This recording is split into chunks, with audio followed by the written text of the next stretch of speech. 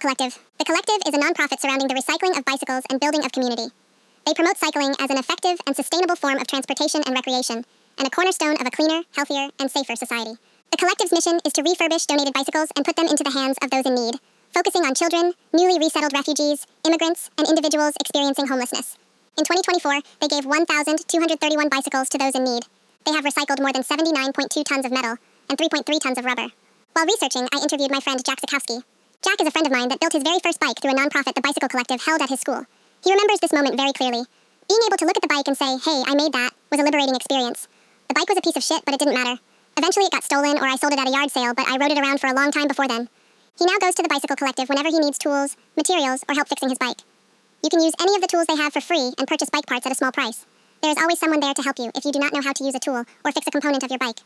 Jack works on his bikes with confidence and is now an avid nine-goer. The initial proposal regarded the redesign of the Bicycle Collective to better accommodate paraplegic bikers.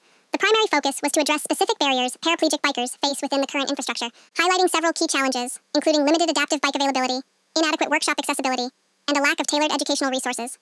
I began to understand the specific needs and preferences of paraplegic bikers by identifying barriers in the current space that hinder accessibility, gathering insights on the Collective compared to cycling organizations that have successfully integrated adaptive biking initiatives.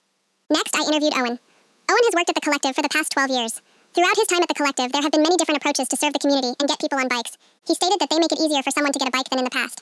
If someone can't read, they can help them. Refugees can go through Google Translate.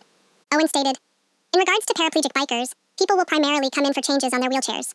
Whenever any differently abled bike is donated, they do their best to place it in a home where it can get good use. The new shop is also very accessible to wheelchair users. He says the old shop was not that way." Other than that, Owen pointed out that they work on a very tight budget. People spend what we do in a year on one person in the adaptive sports world. While paraplegic cyclists are not something to disregard, they need extremely specific components that the Collective can't justify having. They have no control over what gets donated, but do have control on the experience/training given. 60% of their customer base in the winter months is the homeless community. This means that many of them have varying mental and physical impairments. Some can't hold a wrench or understand how to work on a bike. Most homeless have cognitive issues, addiction, etc. There are a lot of issues, but it's important to focus on one disability. Owen recommended focusing on cognitive issues, as this is something none of the workers were trained on managing, but have to deal with on a daily basis. He asks, how could we train the employees? Give them experience or insights on working with people with cognitive impairments. People come in grumpy, cold, with no money, and disabled. I want to help them, but I have 8 other people I am trying to help at the same time. After this, I decided to redirect the proposal, now focusing on how the Collective can be tailored better toward those with cognitive disabilities. I spoke with Amy Francis, who is in the social work department at the U. She gave me some insight as to potential opportunities. Improving communication and instructions through simplified signage and instructions, using pictograms, color-coded steps, and minimal text to guide users in fixing bikes and using tools. Interactive workstations. Create a designated, guided fix-it station, where volunteers walk users through repairs one step at a time. Pre-recorded video guides. Offer short instructional videos on basic bike repairs that can be played on a tablet or screen in the shop. Create a more supportive workshop environment with sensory-friendly spaces, buddy system for assistance, and clearly defined work zones. Strengthen community support and resources by collaborating with mental health and disability organizations. Have emergency protocols for behavioral challenges, and have a community advocate role where there is a dedicated staff member or volunteer who specializes in assisting individuals with cognitive impairments and ensuring they feel supported. This may mean there is a specific time for people with disabilities to come in.